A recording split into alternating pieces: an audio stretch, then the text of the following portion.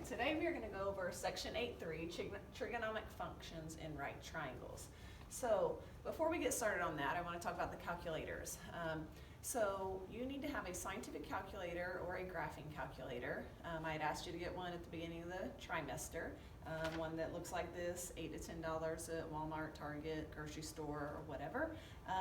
But if you have not gotten a chance to get one, you can download a scientific calculator or graphing calculator app onto your phone, or you can pull one up onto your computer if needed. And I think that would be helpful for you to use. It's nice when you can type in the sine, cosine, and tangent. Those are the buttons we're using. SIN, COS, and TAN buttons on your calculator. If you type those in and you can see them on the display, I think that makes the calculator a bit easier to use. Some of your scientific calculators, you will not see those, and it's kind of a little backwards how you type it in. You can still use it, and I'll refer how to use that in the lesson, but if you have further questions on that, you can let me know. And also, I know some of your phones, if you turn your phone sideways, you can see the sine, cosine, and tangent buttons. And again, there you don't see the sine, cosine, and tangent show up on the display. You kind of have to type things in backwards. Again, it can be used. You just have to figure out how to do that. And again, you can let me know if you have any questions on that. So in terms of trigonometric functions in right triangles, trigonometry is the study of relationships among sides and angles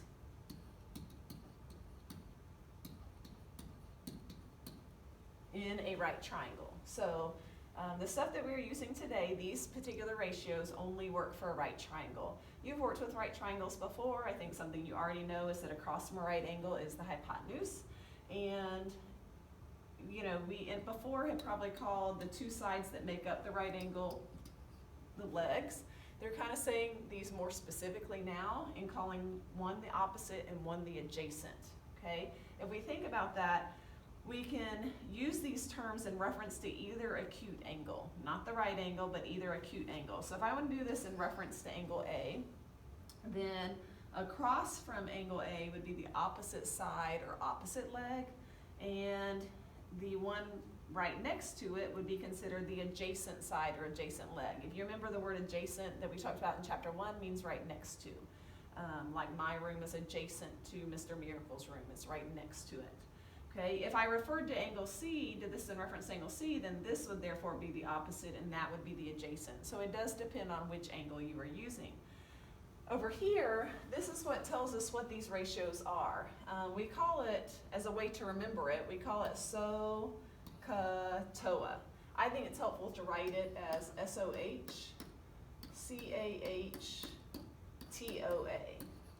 Okay, so again, they have it written out side by side. I think it's helpful for people to write it up and down, just because I think it's easier to refer to it and see as three separate things, three separate ratios. This is just telling you what these letters stand for, and we'll go through that in a minute down here. When I was talking about calculators, I forgot to have you do one thing. One good way to double check your calculator is to make sure that it's in the right mode. The calculators need to be in degree mode to do this trigonometry stuff, not radian mode. Okay, and a good way to see if your calculator's in the right mode before you spend a lot of time doing a homework or an assignment is to type in sine of 45. And if you type that in your calculator, you should get 0.7071 if it is in the right mode. I'm going to double check that my calculator's in the right mode, and it is 0.7071. Okay, if you do not get that, then you need to switch your calculator from radian mode to degree mode, and then once you switch it, it should stay in that unless you switch it back for some reason. And again, let me know if you have trouble getting that switched. All right, for these ratios, sine of A, we can see here that sine is OH, so it's opposite over hypotenuse, so that's what we're filling in here. So sine is opposite over hypotenuse.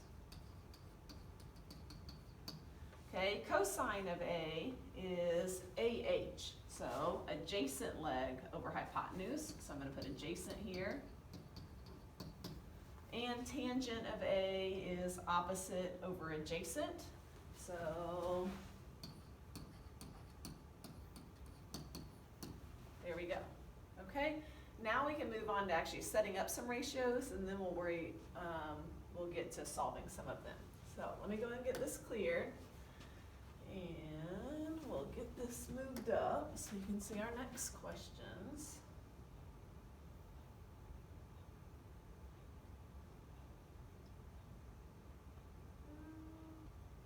All right, so the next question is saying find the values for the three trig functions for angles A and B. So in this particular case, you know, my first list of questions all are in reference to angle A. So I'm going to circle those so I can focus on that.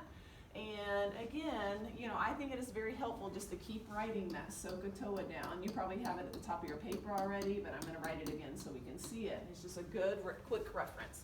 So I know that sine is OH, so opposite over hypotenuse. So I think it is helpful to write that here. And I want to see what is opposite of angle A. The opposite leg is the 3. So I'm going to plug that in. And the hypotenuse is always across the right angle, so that is my 5. All right, again, right now I'm just setting up the ratios. I'm not actually plugging things in my calculator at this point. All right, cosine is AH, so I'm going to put that here. Okay, and I know that cosine is adjacent over hypotenuse, so 4 over 5. All right, and then tangent I can see is opposite over adjacent. And to do that, I've got opposite 3 over adjacent 4, and I can get that plugged in. Okay, now would be a good time for you to try sine, cosine, and tangent of B, and then you can check back with the video to see if you did that correctly. I'm going to go ahead and do that now. So again, if I do that, then I'm going to go ahead and circle B so that I can do everything in reference to angle B. So for that, again, sine is still opposite over hypotenuse. That doesn't change. But now opposite of angle B is the 4, and the hypotenuse is the 5. Okay. Next, I've got cosine of B, so AH. And again, adjacent to angle B is the adjacent leg or adjacent side is the 3. And the hypotenuse is still across the right angle, which is the 5. That's not changing. And now the last one is tangent. Tangent is opposite over adjacent. And again, opposite of angle B is the 4.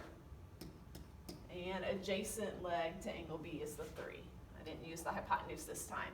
If you can see, there's some similarities here. It's just, you know, sine of A was the same thing as cosine of B, and cosine of A was the same thing as sine of B. Okay, and I can see that the tangents were just the reciprocal of each other. Okay, so again, there is some similarities there, but it does matter which angle you're doing this in reference to. All right, let's go ahead and start solving some problems regarding this. So let me get this moved up here. And now is where we need to decide which we are using, sine, cosine, or tangent, based on the problem. So again, I think it's helpful to get our SOHCAHTOA up here.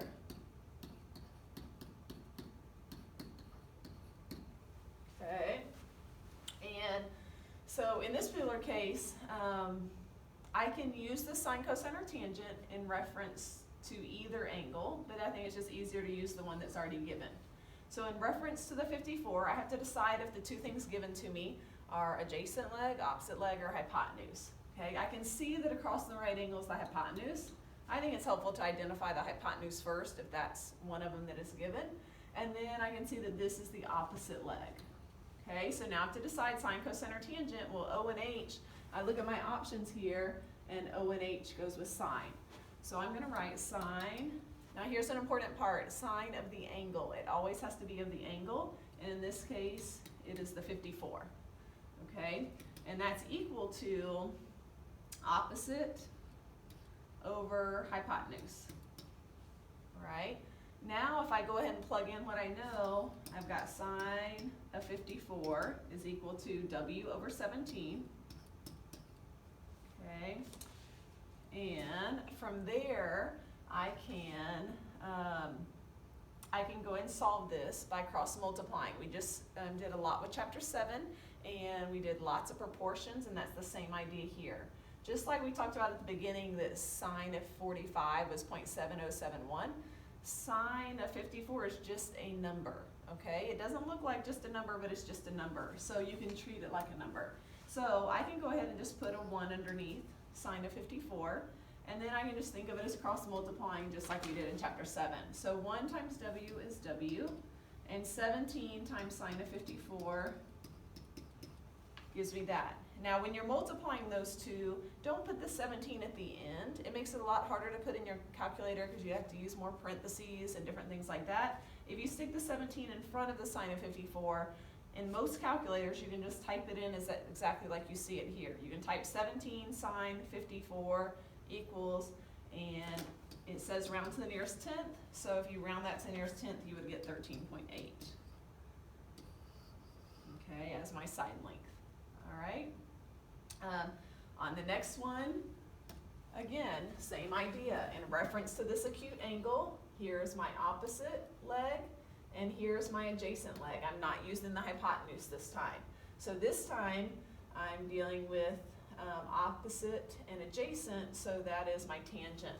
So I've got tangent of the angle, which is 28, is equal to opposite over adjacent. From here, I can go ahead and plug in what I know. So I've got tangent of 28 is equal to 1 over w. Okay, this one's a little different because now my variable is on the denominator instead of on the numerator. So we're still going to think of it as cross multiplying. I can still put a 1 underneath here, okay, but it's going to be a little different when I cross multiply. This time I've got w times tangent of 28 is equal to 1 times 1, which is 1. Okay, when I try to solve this, if I want to get w by itself, just like if I asked you, if I told you 4w is equal to 20, what is w?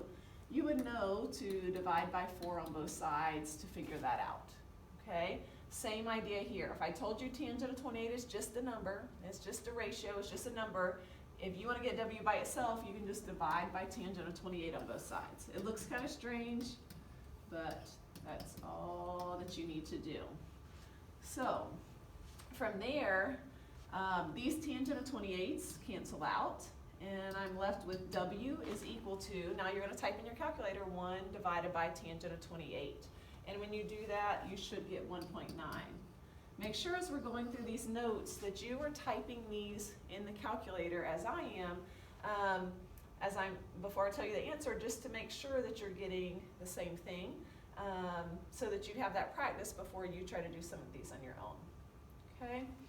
All right, last one is C. So again, in reference to this angle, again, it's a right triangle. I've got the adjacent leg, and I've got across the right angle, which is the hypotenuse. So A and H means I'm going to use cosine of the angle, which is 33, and that's equal to A over H.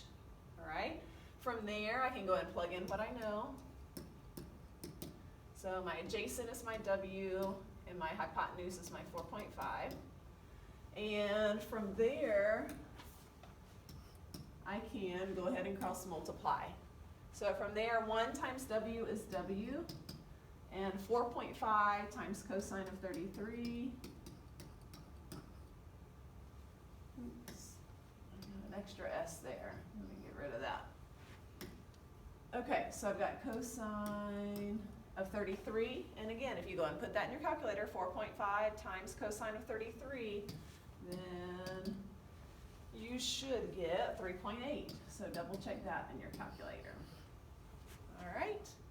Okay, 3 more problems. So let's go ahead and get this cleared.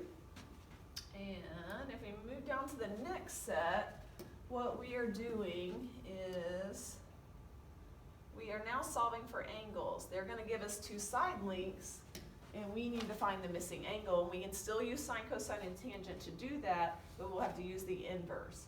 So using sine, cosine, and tangent and angle can be found using the sides. Okay?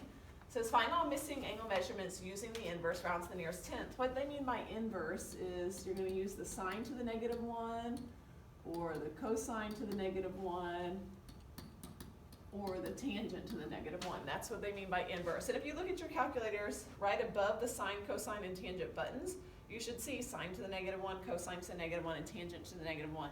To get those, we are going to use the second button that's at the top left of your calculator. All right, but first we have to decide which one to use. So it says find all missing angle measurements. That means we need to figure out what angle X and angle H are. We obviously already know what this angle B is, it's 90. So it does not matter which one we choose to find first. I will just pick this one to find first.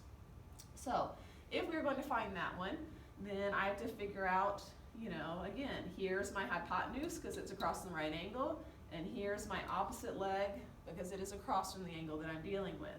So O and H, again, I can write my SOHCAHTOA up here just as a visual, and I can see if I'm dealing with O and H, I'm going to use sine again. So I've got sine of the angle, which in this case is X, is equal to opposite over hypotenuse. All right, now I can plug in what I know. My opposite is my 6 and my hypotenuse is my 10. And now to figure out what the angle is, that's where the inverse comes in. To figure out what angle X is, I can use sine to the -1 of 6 over 10. Okay, if you go and type in that in your calculator, you're going to hit your second button in your top left and then the sine button. So you should see this sine to the -1 appear on your calculator. And then hit 6 divided by 10, and then equals. I found don't try to do the fraction bar here. Go ahead and do 6 divided by 10. I don't think the calculator likes the fraction bar in this case. And then you should be able to round to the nearest tenth to find angle X, and that would be 36.9. So you can double check that when you put the calculator in. That is a number of degrees because we just found an angle. Once I found that angle, I'm going to go ahead and put that in my picture up here. And now you can think, how could I figure out what angle H is? Okay, yes, you could use another trigonometric ratio. This would then be the adjacent, that would be the hypotenuse, so I could use cosine. But a quicker way is to use something that you did in chapter 1, which is just the fact that, you know, what do all the angles of a triangle add up to? You know that it's 180, so you can use that to figure it out. So I could say that, you know, the measure of angle H plus 36.9 plus 90 is equal to 180. And I could just solve for angle H from there. I know you know how to do that part. So once you do solve for angle H, you will get 53.1 degrees. Okay, and again, if you want to put that in your picture, that would just be a good double check to add all these up to make sure they're giving you 180. Okay. All right. Next, we've got, you know, where again we need to find angle X and angle N. It does not matter which one we find first. Let's go ahead and find the one up here next, just so that it shows you it does not matter which one. All right. If I go ahead and do that, then again, here's my hypotenuse because it's across the right angle. Here is my adjacent leg, and I can then see that I'm going to use cosine due to A and H. So I've got cosine of the angle that I don't know is equal to adjacent over hypotenuse. From there, I can go ahead and plug in what I know, in this case 15 over 20. And from there, again, if I'm trying to find X, I need to use the inverse cosine. So I've got cosine to the -1 of 15 over 20. Okay, so to do that, again, hit your second button in the top left, hit your cosine button, and you should see cosine to the -1 on your calculator. And then do 15 divided by 20 equals, and you should get 41.4 for angle X. Again, I think it's helpful to put that in your picture. And from there, again, you just need to think about how you want to solve for this other missing angle. Again, you could use a trigonometric ratio to do that. In this case, you would use sine. There's your opposite, there's your hypotenuse, or you could just use the fact that all the angles of the triangle add up to 180. So I think that's easier for most people just to say, all right, the measure of angle N plus 41.4 plus 90 is equal to 180. And then again, if you solve for a measure of angle N from there, which I know that you know how to do that, you will get 48.6. And again, you can double check that all of these angles will add up to 180. All right, one more. So go ahead and get that cleared and move it up, we get to do a word problem regarding this stuff. And it's going to be really important when you're doing the word problems to draw a picture. Kind of think, what shape am I going to end up with in this picture? And based on all the other problems, we know that's going to be a right triangle. And so get that picture. It's very important to get the picture labeled correctly, and then you're just doing work just like we were just doing. So in this case, it says a 12-foot ladder is propped against a vertical wall. So I'm going to go ahead and draw my vertical wall. And I'm going to go ahead and draw my ladder leaning against that wall. And then I'll go ahead and just say, here's the ground. Okay, and again, if it's a vertical wall, it should be standing up straight. Our ground should be horizontal. So we're assuming there's going to be a right angle here. It says it's a 12-foot ladder. So I can get that labeled against the ladder because that's what's leaning against the side. The top end of the ladder is 11 feet above the ground. So top end of the ladder, here's the ground. That's going to be my 11 feet. And what's the measure of the angle formed by the ladder with the ground? Kind of slow down and make sure you're paying attention to the wording. And in this case, between the ladder and the ground, here's my angle. So from there, now the problem becomes just like the problems we were just doing on example 3. So we can say, okay, here's the angle that I'm dealing with. This is the opposite leg, and this is the hypotenuse because it's across the right angle. So again, write that SOHCAHTOA down. And I can see that, okay, O and H means I'm going to use sine once again. So I've got sine of the angle, which in this case I don't know the angle, is equal to O over H. Again, plug in what you know. In this case, I've got 11 over 12. And from there, if I'm trying to find x, I need to use the inverse. So I've got x is equal to sine to the negative 1 of 11 over 12. And if you go ahead and plug that in your calculator, again, the second button, and then your sine button, so you should see the second to the negative 1 appear. And then 11 divided by 12 equals, and you should get 66.4 degrees. Again, it's not necessary to find the other angle because the question did not ask for that. You should get an angle that's between 0 and 90. It should be an acute angle. All right, so that's it for section 8.3 notes. Feel free to let me know if you have any questions, and I will be glad to help you out.